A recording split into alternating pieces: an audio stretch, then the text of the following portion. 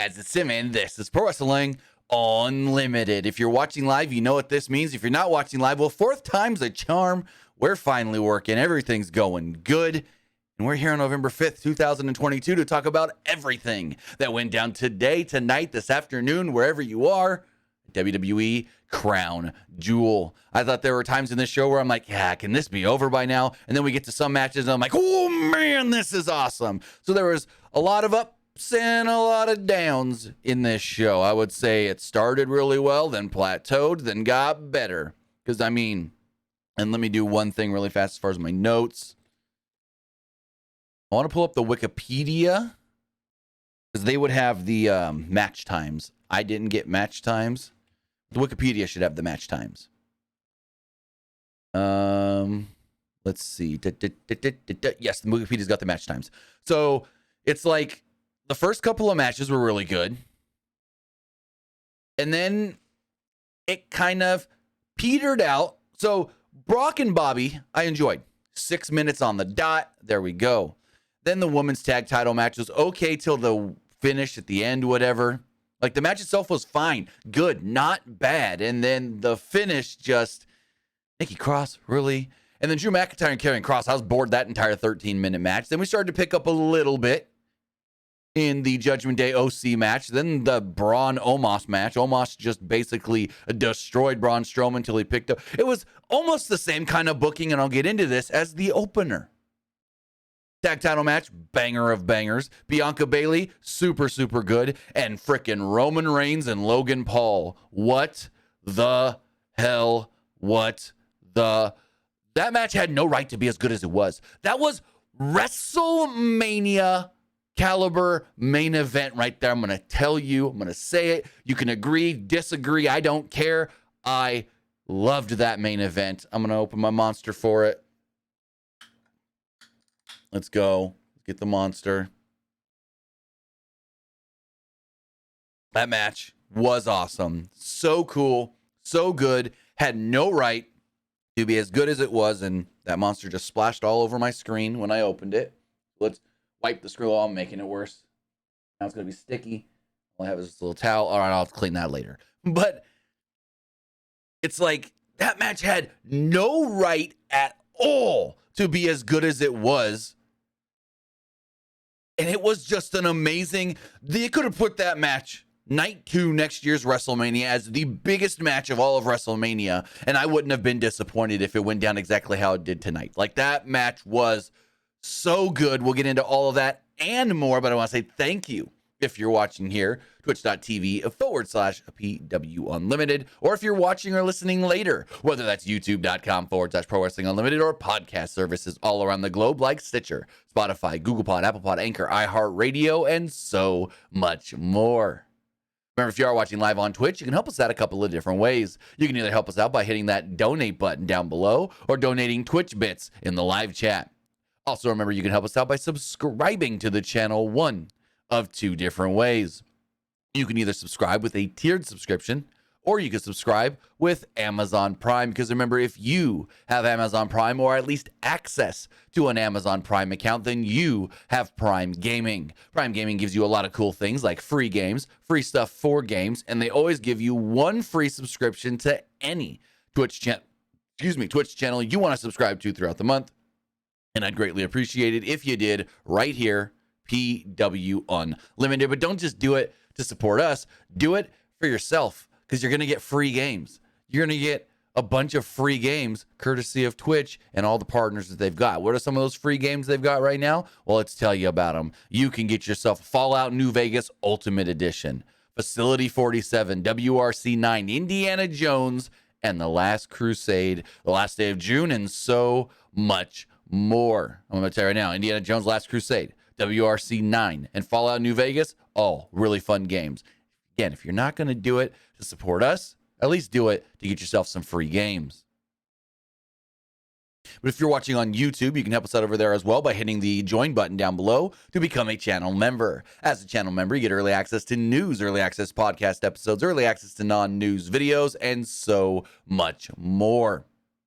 Also remember, head over to the Epic Game Store. Head over to the Epic Game Store and buy something. Whether you're buying a new game, whether you're buying an old game, whether you're claiming a free game or getting bucks for Rocket League, Fortnite, Fall Guys, or Rumbleverse, use our code PWUnlimited at checkout, and you'll be supporting us right here at no extra cost to you. Yes, use code PWUNLIMITED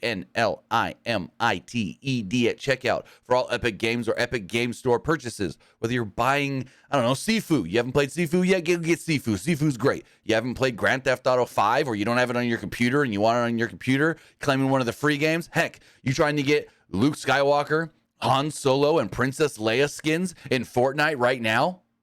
We'll put in our code. It takes like 20, 30 seconds to put the code in, and boom, you're supporting us at no extra cost. Again, use code PWUnlimited at checkout for all Epic Games and Epic Game Store purchases. But with that, we've got a show to talk about that, like I said, I liked the show. If I'm voting, I would say I liked it. But it had some and we'll get into it. But what wasn't a was the opening match. Also, why ain't Titus O'Neil narrating more stuff for WWE? He's good. Really good. He narrated the cold open video package for this show. He's really good at it. He's got a great voice for narration and voiceover stuff. Let him do more. I get it. Like, sometimes you can get a celebrity like LL Cool J. But when you ain't got a celebrity, then just let Titus do it. As far as the opening match does go,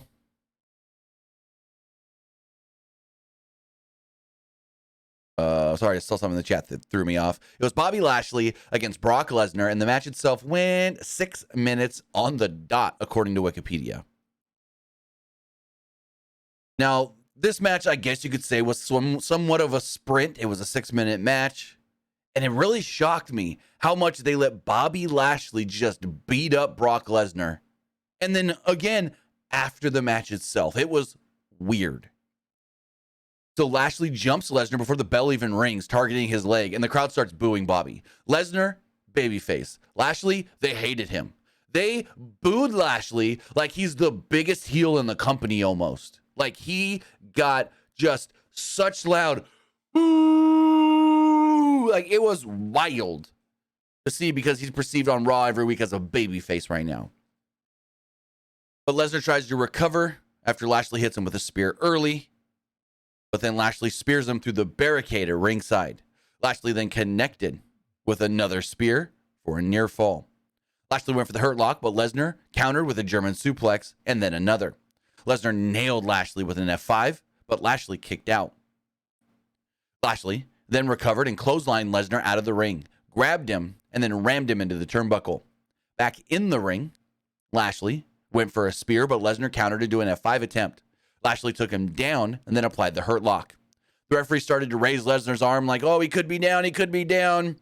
But then Lesnar woke up right at the 3. He's like, oh, 1, 2. They don't do this as much as they need to.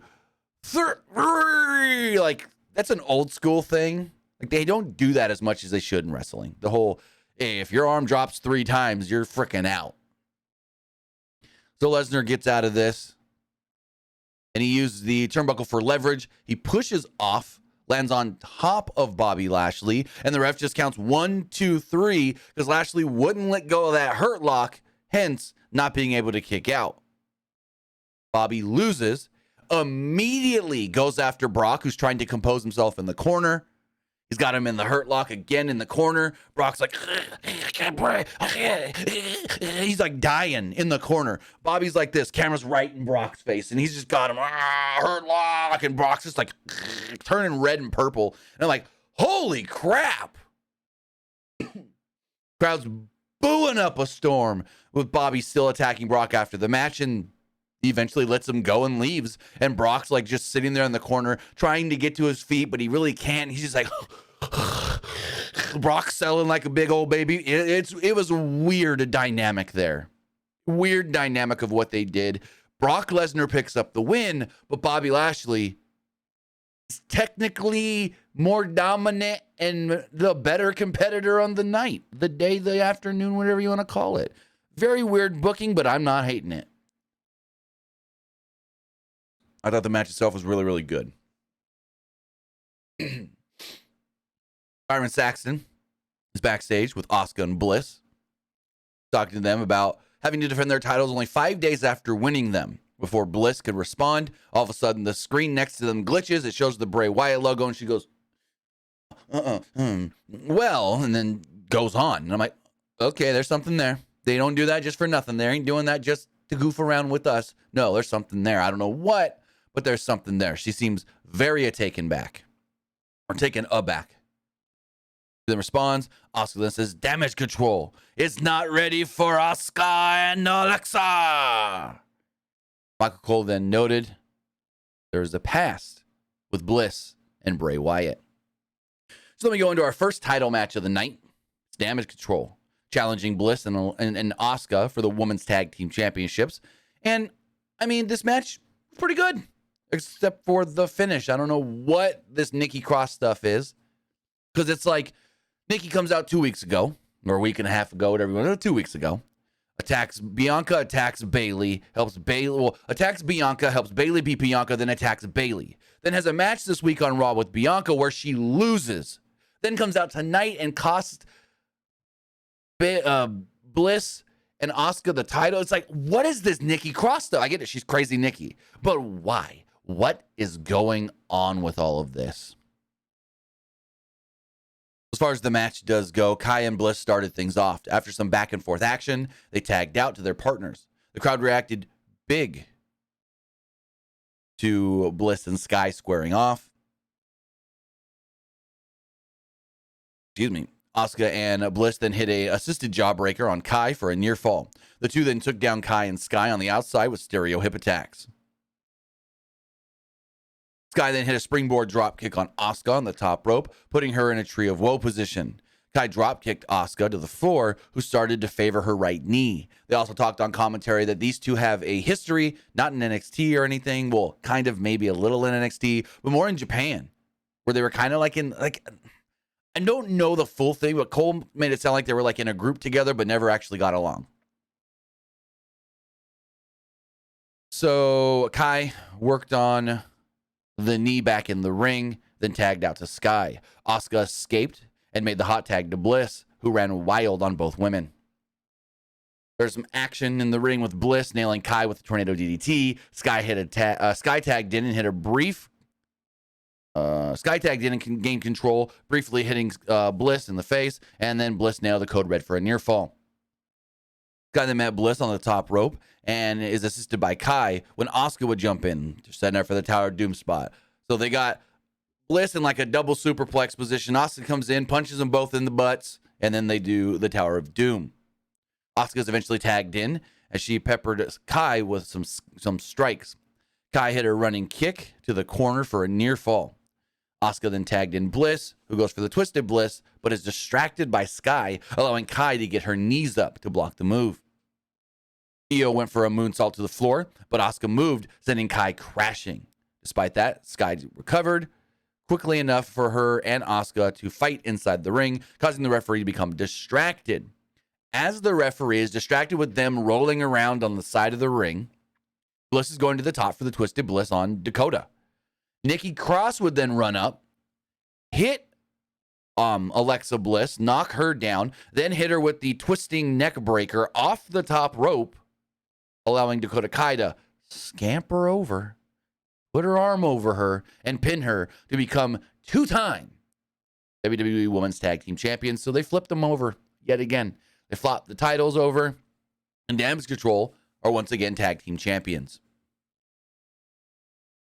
See a car pull up backstage, and out comes Logan Paul with younger brother Jake Paul. Byron asked how Logan feels ahead of his match tonight, and Logan said, it's just going to take one lucky punch. And I didn't really ever care for that line, the one lucky punch thing, because it basically said, oh, Logan doesn't think he can beat Roman straight up, but if maybe he catches him at a weak point, he can beat him. But he's not 100% confident in himself if he thinks he needs that one lucky punch. That was the one thing I never liked about the one lucky punch line. Also, the women's tag match went 12 minutes and 50 seconds. Then we go to the cage match with Drew McIntyre and Karrion Kross. This match went 13 minutes, and I never once cared for this match at all. Like, I never got into this match one bit. I was bored the entire time, especially second half of this match. So McIntyre starts off with the advantage, and he lays out Cross with the back suplex. Cross cuts him off and tried to climb, but McIntyre met him on the top rope. Cross crotched McIntyre as he started to gain control. The two exchanged chops, but Cross threw McIntyre into the cage. McIntyre attempted to come back, throwing Cross into the cage by laying him out with a neck breaker. McIntyre hit a Michinoku driver and got a near fall off of it. McIntyre went to the top rope with Cross, but Cross started to fight back. He put McIntyre in the Tree of Woe position. However, McIntyre used his core strength to grab Cross and basically German suplex him off the top rope. Michael Cole also noted early in this match that Saudi Arabia events for WWE are no stranger to steel cage matches. The Cross cut off McIntyre at one point with a knee, and McIntyre fought back with a spine buster. Cross came back with a choke on the floor, but McIntyre reversed it. Cross then hit a side heel suplex, and McIntyre ducked the cross hammer. He then hit a future shock DDT. McIntyre attempted a Claymore kick, but Scarlett provided the distraction needed to recover and take out Cross. He basically jumped up on the apron, the side of the cage, and started going like this, distracting Drew. And I go, no, they're not. No, they're not. And this wasn't the end of it either. This was so dumb. Cage match is supposed to be so there is no outside interference. There is no distraction or any of that stuff. And this is when I'm just like totally out of the match at this point. Totally like, no, this is bullshit. This is stupid. This is dumb. And I never say that for Drew McIntyre matches. So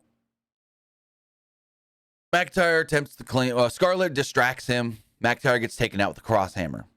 Cross then starts to climb the cage, but McIntyre eventually recovers and grabs him before he can get out and nails the superplex right down to the mat. McIntyre attempted to escape the cage through the door, but Scarlett would then mace McIntyre and the referee in the face. So the door's open. She sprays Drew. She sprays the ref, and Drew flies back into the ring. They're both in the ring laying down, Drew and Cross, and she's like, the door's open. Come on, get out of the ring. Let's go. You got to hurry up. You got to go. You got to go. And Cross is like, just sitting there. Like, he's like on his hands and he's like, you got him? You got him? I can take my time. And he's taking his time. All of a sudden, Drew runs over, grabs his leg, and Cross goes, I'm halfway out of the cage, but I can't get out no more. And freaking Drew grabs him in an ankle lock and pulls him back in the ring. Wade Barrett lets us know we've only ever seen him do that ankle lock once before, Drew McIntyre, in a match against Kurt Angle. He's like, he could do stuff like that only when he needs it.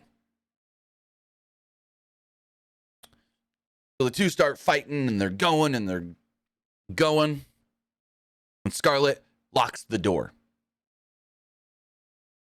She grabs the key and tells Drew, you can't get out this way. McIntyre then starts to climb the cage as Scarlett frantically tries to unlock the door. Cross starts to come out, and I'm like, okay, you can go a little faster here, bud. Cross is like taking his time still. Cross is about a quarter of the way out this door. He's got his arm on the steel steps. He's like trying to pull himself with the steps. Drew looks down over us. Drew's already over the cage. He looks down and goes, this guy's trying to get out? Fuck it. Woo! Just let's go. And falls to the floor. He wins. Freaking Cross is trying to pull himself with the steps as Scarlett's trying to pull him as well. And Drew just looks down and goes, oh, you guys having fun? Okay. Just let's go. Drops down, wins the match. McIntyre. I'm like, fuck, this match is done. Thank you. I didn't like it. I didn't care for this match at all. Like, at all. We got a car pulling up backstage. This time it's the Bloodline, minus Sami Zayn because it doesn't go to Saudi, and Roman Reigns. Byron asked Roman if he had a response to Logan Paul's comments that he needs just one lucky punch. He didn't give one. Heyman then instead taunted Paul and said Roman Reigns has the greatest defense in WWE history, and one lucky punch means nothing. Solo Sikoa then mean-mugged Byron like, what the hell you think you doing asking that question to Roman? What do you think you doing asking that question? He then pushes the mic and they walk off.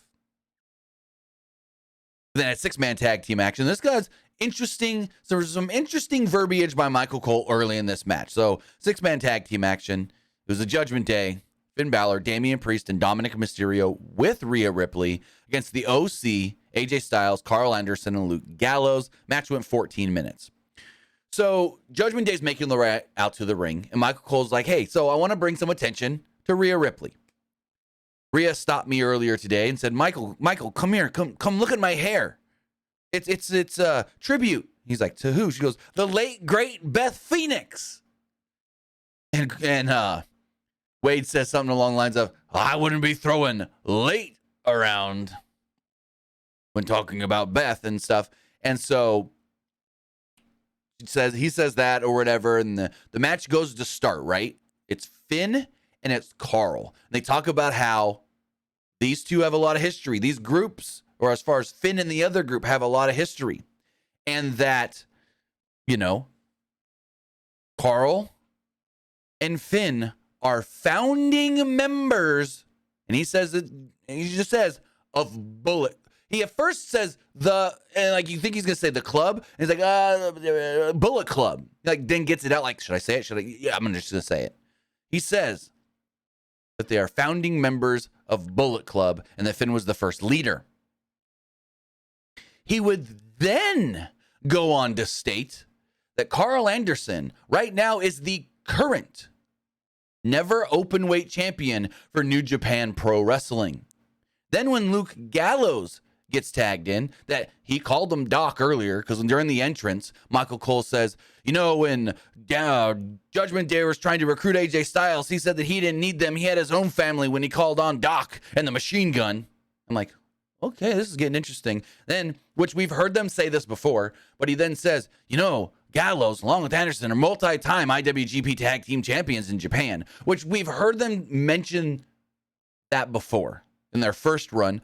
Plus, they have mentioned Nakamura being an IWGP champion. They've mentioned AJ Styles being an IWGP champion. They mentioned Brock Lesnar being an IWGP heavyweight champion. Because I think at one point, they were like, AJ Styles has won titles all over the world. He even won a title in Japan that Brock Lesnar did, the IWGP Heavyweight Championship. They said that like in 2017. So that didn't get me as much of when Michael Cole said Bullet Club. And then when he said Carl Anderson is the current never open weight champion in New Japan Pro Wrestling. He said those words exactly.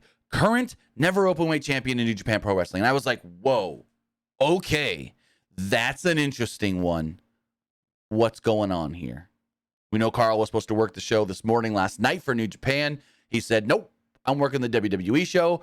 And typically when something like that in New Japan happens, they strip you of the belt. If you don't make a title defense, whether you're sick, there's a natural disaster, or something else, they strip you of the belt. We've seen it with Moxley in the tornado or the typhoon, tsunami, whatever it was. Couldn't fly into Japan, missed his booking. They stripped him.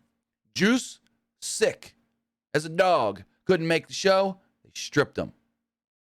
And I've seen others where they don't make it or whatever, and they strip. So it's very interesting that New Japan didn't strip Carl Anderson after he was announced for a show in a defense, and WWE's outright saying never open weight champion in New Japan Pro Wrestling. In New Japan Pro Wrestling. I get what you're going to say. Oh, well, didn't they say Mickie James is the Impact Knockouts Women's Champion or whatever? Yeah, they did.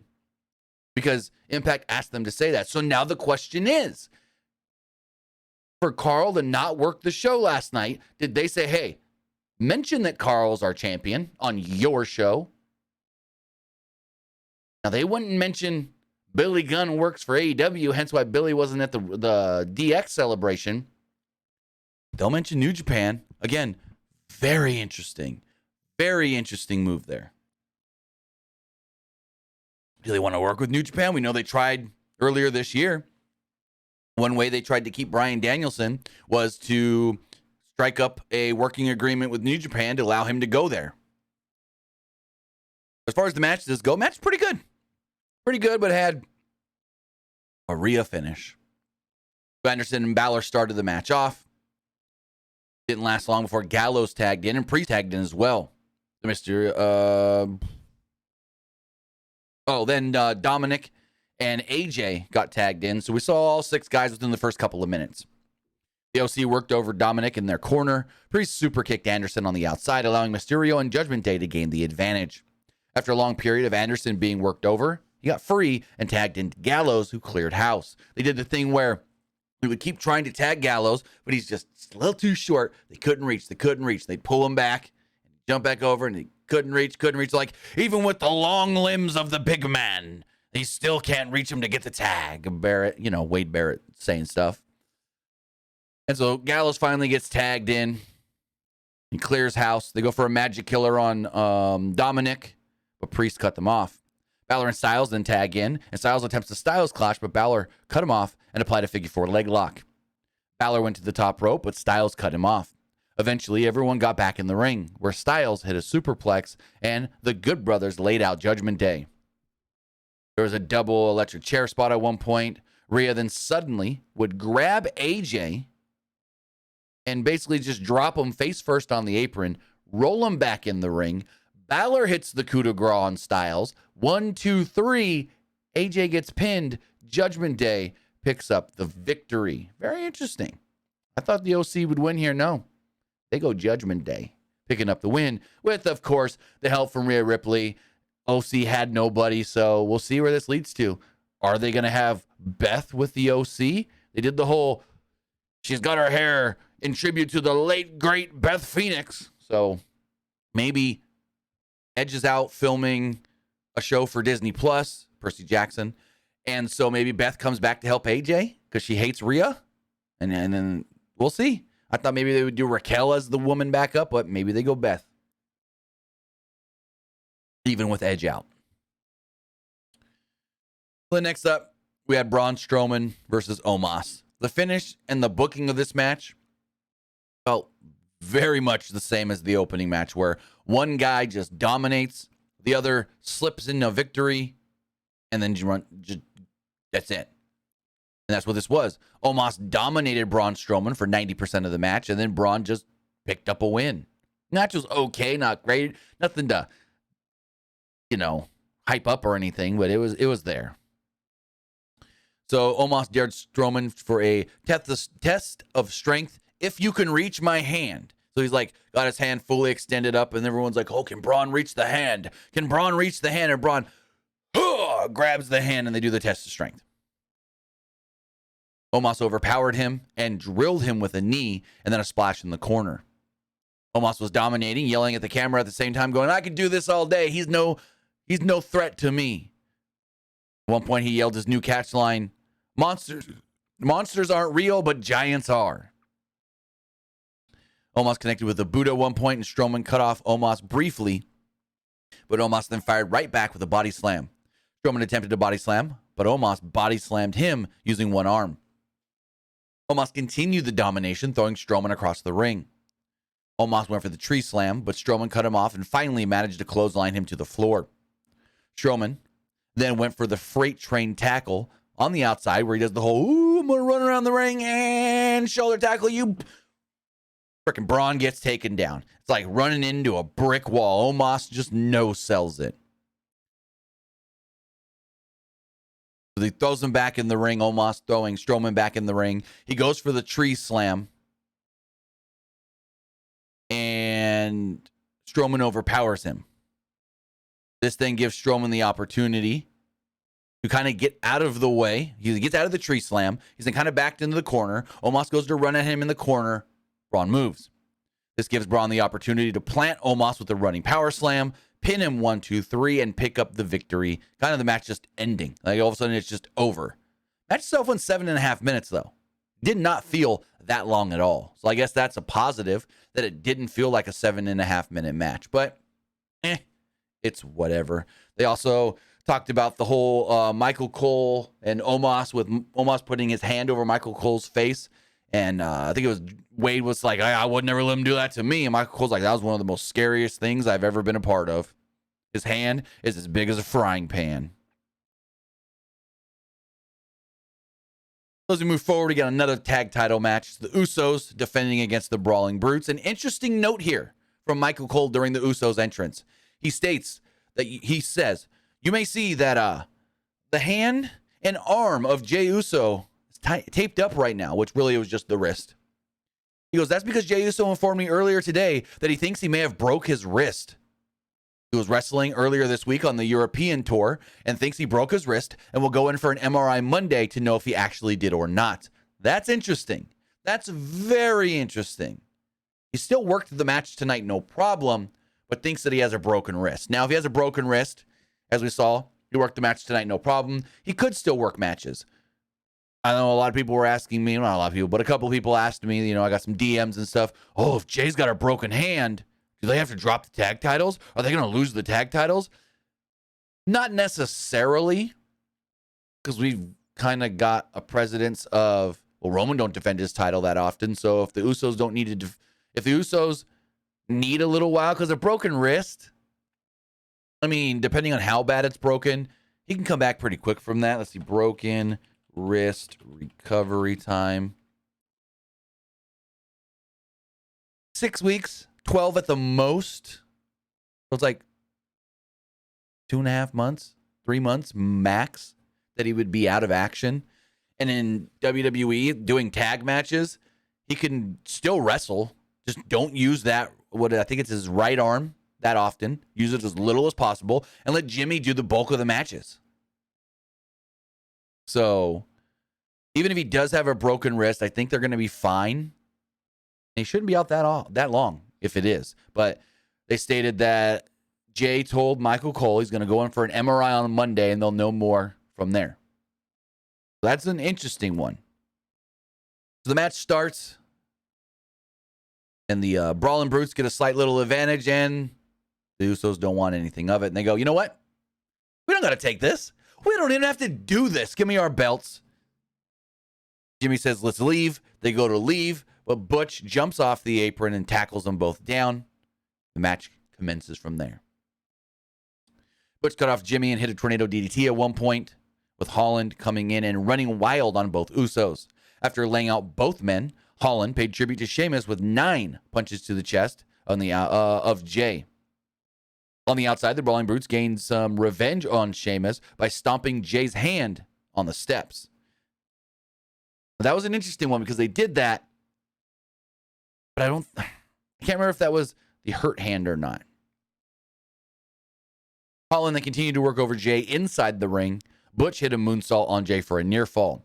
The Usos began to fight back with some super kicks as Jimmy hit a splash on Butch, but Butch grabbed him in a triangle position. Jimmy managed to tag back to Jay as the two hit a double splash on Butch for a near fall. Holland then broke up the pin. Butch adjusted Jay's hand, allowing Holland to come back and hit him with a white noise for a near fall. Jimmy broke up another pin attempt here, and Butch went to the top rope, but didn't see Jay tag in Jimmy. This allowed them to cut Butch off on the top rope, hit him with the top rope 1D, and pin him to retain the tag team championships. The match itself goes 10 minutes and 45 seconds. Good match. Fun. Entertaining. I didn't hate it. And now the Usos move on to SmackDown next Friday to defend the titles against the New Day. If the Usos win on Friday, they'll break the New Day's record of longest tag team champions. If the New Day win on Friday, they take the titles from the Usos and their record don't get broken. I kind of like that. It's random, but I'm the kind of person that always bitches about, oh, they didn't earn it. Oh, well, they didn't earn it. And no, the Usos didn't earn it. Not the Usos. The New Day didn't earn it. But there is a reason here. They're trying to defend their record. If they can take the titles from the Usos, which in storyline, the Usos could have said, nah, we ain't gonna do this match. But no, they said, we'll do it. So there's a reason. Yes, they didn't earn it. And I always bitch about you got to earn it somehow. But there's a reason that makes sense. As Mr. Banks says, a valid reason. You want to defend your titles. We want to defend our record. So next up is Bianca Belair versus Bayley in a last woman standing match for the Raw Women's Championship. They stated that both of these women are history maker. Bayley was in the first ever, I think they said first ever title match for a women's match in Saudi Arabia. And now in the first ever first ever, what's the word I'm looking for? First ever stipulation match in Saudi Arabia. Give me 1 second. I have to respond to an important message.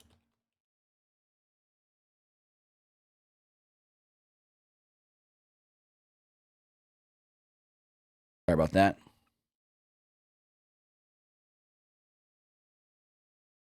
Got to call. The kid's trying to call because my daughter just had, I don't know why I almost said sister, her soccer game. So I'm just telling them that we're live, and I'll call them as soon as they're done. We're done. So, last woman standing. Great match. This match was super fun. I did and didn't like the golf cart stuff because you could see how they were not super confident in driving that golf cart. Like, Bayley goes to drive the golf cart, and we'll get to it. We'll get to it when we get to it. But they were, you could see that they weren't too confident in the golf cart stuff. It's both women. So, really good match. Belair gained the early advantage, throwing Bayley to the outside. Bayley grabbed a kendo stick as she re-enters the ring. Belair avoided the shot and cut off Bayley. Bayley then exited the ring and grabbed a steel chair, but that result remained the same. Belair avoided the shot. Bayley took out a ladder and put it in the ring, but Belair took out Bayley with a plancha to the floor. Bayley then cut off Belair and hit a suplex on the floor. Bayley sat Belair down in a chair and got her Hardy Boys moment. She got her Jeff Hardy moment. She jumps up on the barricade, runs the barricade, dives off, and clotheslines Bianca right out of the chair. Cool looking spot. Very cool spot. We see Jeff Hardy do it a bunch, but it's cool to see Bayley do it, knowing how much of a Hardys and Lita fan she was growing up. Bayley then introduces the table. The crowd goes bananas when they see the table. That's like the new thing over the last couple of years. When a crowd sees a wrestler pull out of the table, they lose their minds. Bayley sits at the table, but Belair countered with a suplex on the ramp. Bayley pretended like her knee was hurt. So the ref's like pushing Belair back. No. Let me check on her. No. Back up, Bianca. Back up. And finally, Bayley's like, I got you. Knocks her out. Belair's down on all four knees. Bayley then opens like a gate on the guardrail along the ramp and slams it open right into Bianca's face. Bianca freaking flies back. Cool sell spot. Cool sell job there. Bayley then goes on the attack. Bayley blasted Belair with a kendo stick at one point, and Belair eventually escapes the attack and grabbed one of the steel steps and threw it to the floor. Belair gave Bayley a spinebuster to the floor as the two battled up the entrance ramp. Bayley blocked a kendo stick shot and instead gave Belair a Bayley to belly. Belair then got up right before the 10. Bayley then somehow trapped Belair in a case, like a equipment case.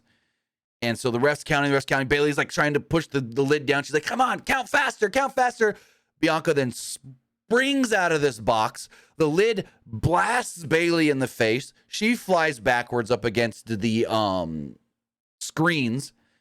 And Bianca's got the case. And she's like, she goes to push it at Bayley. Bayley moves at the last second. It smashes up against the screen. So Bayley then escapes the KOD and puts Bianca into a crossface. Bianca almost passes out from the crossface, but does eventually get up. All of a sudden, they're like, wait, where's Bayley? And Bayley then comes in on a golf cart. Now, the spot here is supposed to be Bayley almost hitting Bianca with a golf cart, but Bayley is going way too slow and stops way too far back, like starts slowing down way too far back to make it look any kind of believable that she wanted to hit her. Because, like, I don't have anything to... let's see. Here's Bayley in the golf cart. Here's Bianca. So Bayley's coming in, and then about here, she slows down, and then Bianca just whoops right out of the way. It's like, come on. I know Bayley didn't want to actually hit her by accident, but it's like, you're damned if you do, you're damned if you don't. Because it just looked bad because Bayley stopped and slowed down way too far back. So they're fighting around this golf cart. Bianca kicks Bayley out of the golf cart, and they're fighting and they're fighting and they're fighting. Bayley went for a move off the top of the golf cart, but instead the two brawled on top of it. Belair got into the golf cart and drove down the ramp. Well, at first, they're like, I didn't write it down per se, but I'm remembering that like Bayley's hanging on the top of the golf cart. And the ref's like doing something. He's like messing with something. And then he tells them, okay, go, which is weird. And so they go down the ramp. And again, Bianca stops short, slows down too soon. Bayley is supposed to then fly off the top of the golf cart and go through the table. But I think because the way Bianca slowed down and stopped too soon, Bayley had to Bayley realized what was going on. So she kind of like gave herself extra oomph off the top of the golf cart. And instead of going through the table, bounced right off the edge and hit the ring apron. Like, oh, that didn't work. And Wade Barrett had to say, well, sometimes you wish you would have gone through the table because it could hurt worse. Sometimes the table can break your fall. I'm like, yeah, that didn't look all too good. Then Bianca knew the table spot was supposed to happen. She's like, Bayley needs to go through this damn table, so I'm just going to powerbomb her through it. Bayley barely gets up at 9. So, like, the golf cart stuff was cool, but not well executed because I don't think both women were super confident in their abilities in using the golf cart. I don't know how much they practiced with the golf cart. I don't know how much they trained or anything for those spots or practice. I just don't know. And it looks like they were not that confident. Bayley stopping too soon. Bianca slowing down too soon. And yeah, there's not much more to say other than they didn't look confident in using the golf cart and it kind of hindered those spots. So Bianca starts throwing chairs in the ring. Michael Cole makes a reference to Liv Morgan, who's been doing that on SmackDown. Belair lays Bayley. She scoop slams Bayley onto the pile of chairs. She goes for a 450, and Bayley moves out of the way. Bianca crashes face first on the chairs. Barely gets up at a 9. Bayley's fiddling over with a ladder, and Belair gets to her feet. After Bayley hits her a couple times with a chair, and one of these chair shots sounded weird. So you hear the chair shot, like a couple of chair shots, you go, "Pwah, pwah," like the normal, "Pwah, pwah," right? But there was one chair shot. So Bayley's fiddling with the ladder. Bianca gets up, and Bayley's like, do I hit her like this? Do I hit her in the gut? Okay, Bianca gets straight up, so Bayley guts her right in the gut with the chair. But then she hits her with the chair across the back, and it goes, boom, boom. Like, where'd that come from? Boom. Weird sound. It wasn't a twat, twat. It was more like a boom, boom. Sound like a damn cartoon or something. Anyways, just a little nitpick. Belair then sets up a chair after she takes advantage. She KODs Bayley. This was it was a cool finish, but it was kind of too contrived, and you could really see Bayley trying to make sure this spot actually worked after the last one didn't. So Bianca's going for the KOD. Bayley's holding on to the chair and make sure that when she comes down off that KOD, she's got the chair pulled over so her knee hits it. You could tell what they were trying to do there. So she gets the KOD on the seated chair. Belair then put Bayley inside the ladder and basically pinned her in the ladder in the corner. Bayley can't get out. Referee counts to 10. There we go. Boom. Bianca retains the belt. Good match overall. A couple of wonky spots, but nothing that you can say, oh, those spots were so messed up that it made the whole match bad. No. A couple of spots that didn't go 100% as planned, it seems like. But not enough to ruin the match. As we move forward, out comes Bray Wyatt. Bray makes his way out to the ring. He said that he used to do something to make people know who he is. He goes, I come from a very prestigious family. Some might say they are larger than life. All he ever wanted to be when he grew up was great. But he had to be the greatest amongst all of them. He said that he thought What he needed to do was be a monster, and he made a monster of himself. He wore the mask with pride, but he no longer felt the pain of wearing said mask. He could no longer be afraid. He felt untouchable, and that felt good to him. He said that he found himself in a kingdom of nothingness, sitting on an island all by himself. The monster destroyed him and ran off all that he ever loved. Wyatt said that no one loves him. The crowd then chants, "We love you, we love you." And he said that they just love the idea of him. He said that this doesn't have to be the end of his story, though. He said, "My name is Bray Wyatt, and I will rewrite the ending of this story." He is then interrupted by Uncle Howdy. Uncle Howdy, can it just be Bo? I hope it's Bo. I really hope it's Bo, because that'd be really cool. Bring back Bo as Uncle Howdy. Uncle Howdy appears on the screen and asks why he wears the mask. He said, "You could fool them, but you can't fool me. No one knows you better than I do, and they don't deserve you. The truth is, you're going to go too far and give in. Remember just how good it actually felt. Do it. Hurt them. Just don't take the mask off. Tell him he's wrong." So, I don't know if this is Bray fighting with his inner demons and Uncle Howdy is not a real thing and it's just something we're seeing, a projection of his mind playing tricks on him, or if it's actually going to be somebody, like there's somebody under that man. I don't know. Maybe it's Bray under them. I don't know. But I'm interested to see where this all goes. If it's actually just going to be Bray as Uncle Howdy, or if it's actually somebody else. Could be Bo. Some think it could be Vincent, but I think it could be Bo Dallas.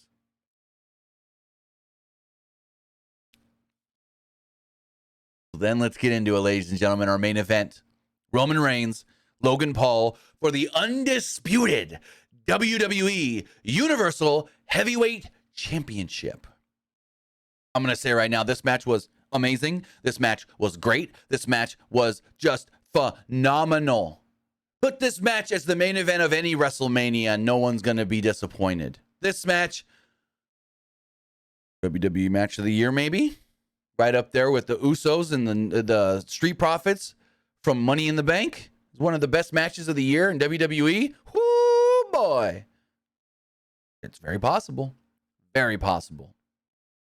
You would think that Logan Paul's been doing this for more than a year. Man, is he good. Man, is he good. Please give me more Logan Paul. And soon. Fuck it. Logan Paul, win the Royal Rumble. So, match starts. Paul went for the one punch early, and Roman went to the outside. Paul scored a fireman's carry early on, and Reigns took him down with the punch. Reigns hit a suplex for a 1. Paul leapfrogged over Reigns and hit a hip toss. Then clotheslined Reigns to the floor. Paul then hit a crossbody off the barricade onto Reigns. Paul hit what actually was maybe better than Hangman's ever done, buckshot lariat. Like he does the buckshot, and the way he propels himself over and then just leaps right into that hard-looking clothesline. Like, it was phenomenal. Phenomenal. Gets a near fall off of it, actually. Paul goes for a springboard, but Roman connects with a punch. Reigns connected with a back suplex and applies a sleeper. Reigns takes Paul down and hits some punches in the corner before connecting with a clothesline for a near fall. Reigns misses a charge into the corner and walks right into a gut-wrench suplex from Logan. Paul then hit a blockbuster for another near fall. Paul then hit a Superman punch of his own, then went for a crossbody and a standing moonsault and got a near fall off of it. Paul started stomping his feet like HBK in the corner, tuning up the band, looking for the sweet chin music, but Reigns countered it into a Uranagi.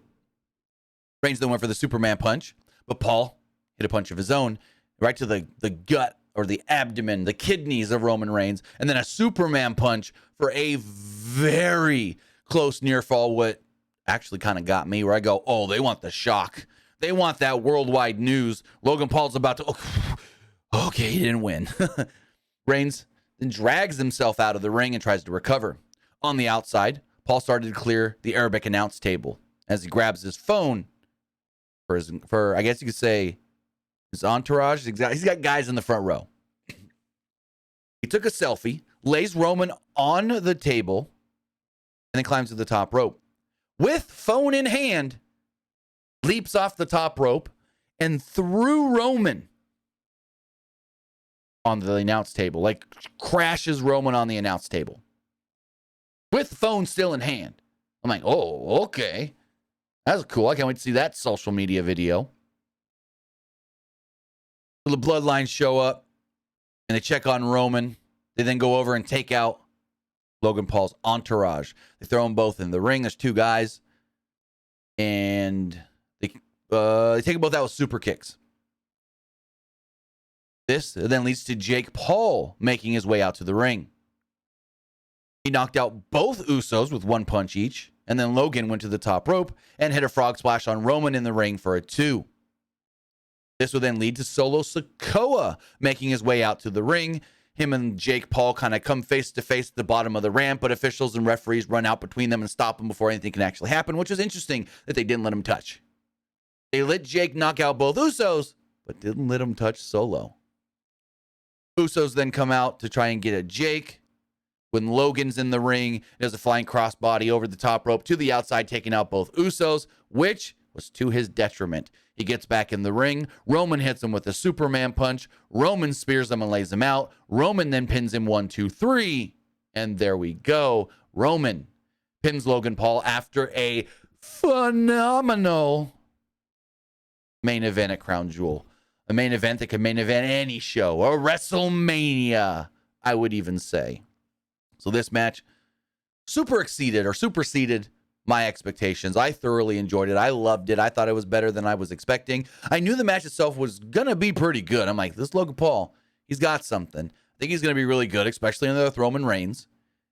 And the amount they went back and forth. And it wasn't just Roman beating his ass and then him trying to get that one punch. No. It was them going back and forth. That was like, all right, yep, this match is great. Yep. Maybe one of Roman's best of his title reign.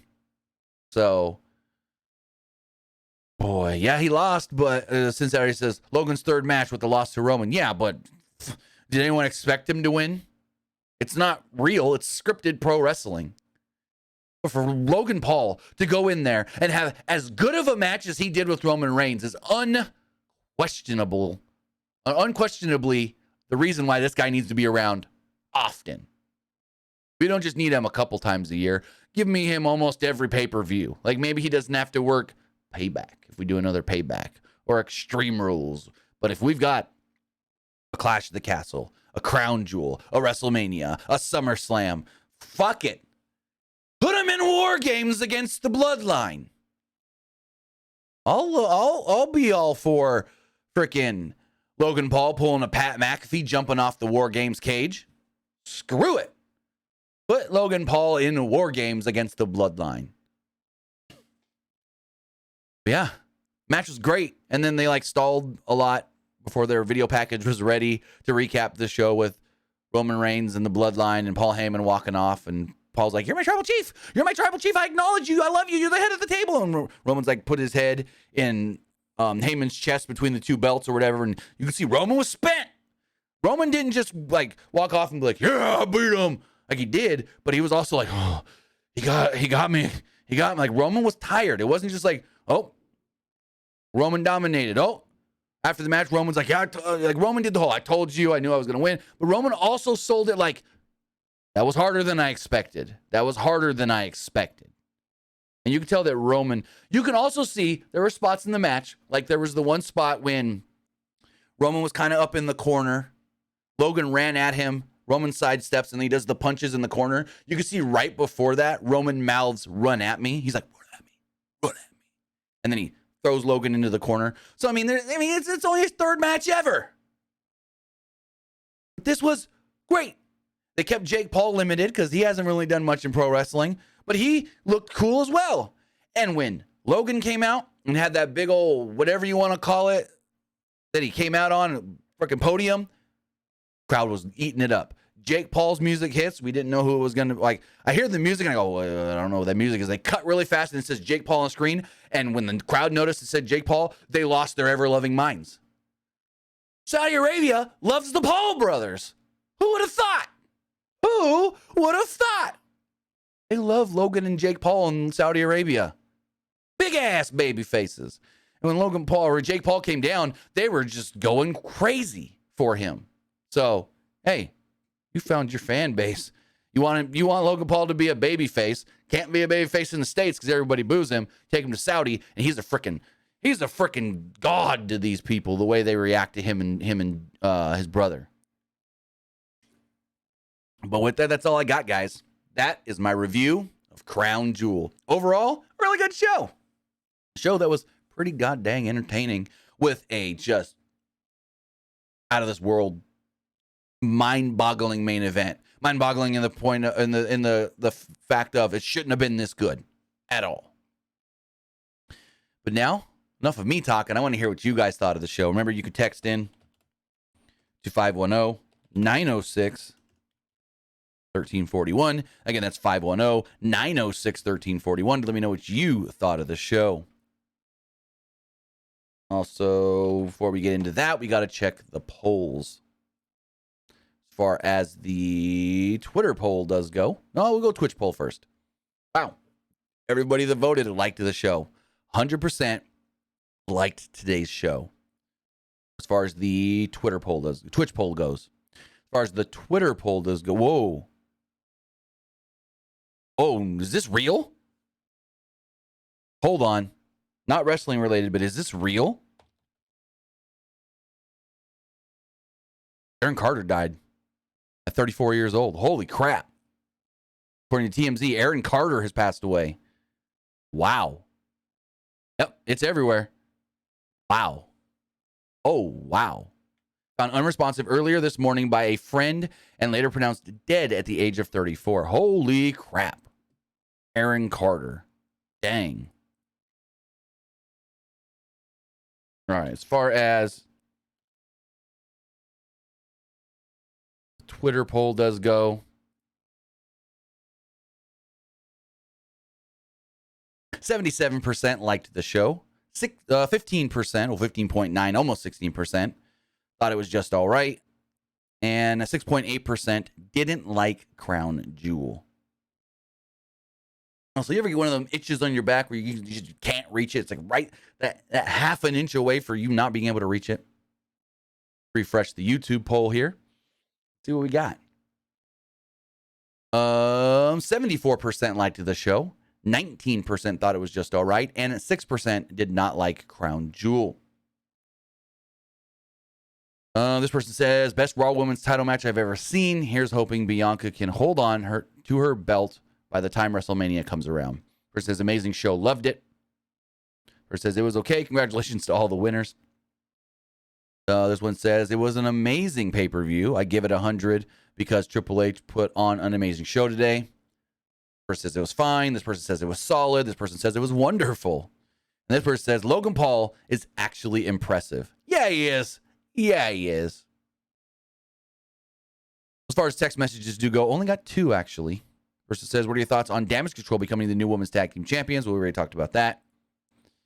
This person says, I think they are leading to Bayley versus Bianca. I quit. They were supposed to have that before she got hurt last year, or a triple threat between them and Sasha. Well, I don't know where Sasha fits. Why you're saying Sasha? Sasha don't fit into any of this. It says them and Sasha Banks. And Sasha could return in Boston for Survivor Series, especially after they gave clues of it. What is the list of longest title runs? I don't know about that. But as far as Sasha being just implanted into this, I don't know about that. Sasha is teasing something big coming in November for her that she's been waiting for. So, but as far as the I Quit match, no. They did the last woman standing. That's basically kind of similar. I think the next obvious route is Bianca leading a team and Bayley leading a team into War Games. Said, could there be a War Games between the OC and Judgment Day? Possibly, but I'm not predicting or any of the, I think these are going to be in War Games and these are going to be, because we don't know how many War Games matches. Because Michael Cole almost made it sound like each brand's getting War Games. So there's going to be Raw War Games and SmackDown War Games. But we don't know if it's like what they could do. SmackDown gets the men's War Games match, Bloodline and somebody. And Raw gets the women's War Games match, Team Bianca versus Team Damage Control. I don't know. They've kind of been vague on how they're going to set these matches up. So if it's that, the men are from SmackDown, the women are from Raw, then no, not OC and Judgment Day. Plus, you would still need to add more people into that. It's 3-on-3? No, you need like 4-on-4 or 5-on-5 for War Games. And this person says, it looked like Solo versus Jake could happen. Maybe. And they also say, is there another match for Logan? I don't know his contract situation. I don't either. And I know he signed a multi-year deal to work multiple matches a year. And that deal was signed this year. So he's here for a while. He's sticking around, it seems like. And I hope he does. I really, really hope he doesn't go anywhere for a while. I don't know what his next match could be. Maybe he appears in the Royal Rumble. That would be the most logical thing. If he's not going to, I would say put him in War Games. But if he's not going to do that, then I could see him showing up and being in the Royal Rumble. Why not? Why not? But with that, guys, I want to say thank you for joining me here. Twitch.tv/PW Unlimited. Or if you're watching or listening later, YouTube.com/Pro Wrestling Unlimited, or podcast services all around the globe like Stitcher, Spotify, Google Pod, Apple Pod, Anchor, iHeartRadio, and so much more. We'll be back live Monday morning for the wrestling wrap-up. Then we got Monday Night Raw Monday night. So with that, guys, have a great rest of your weekend. I'll see you guys next time. Have a good one, guys.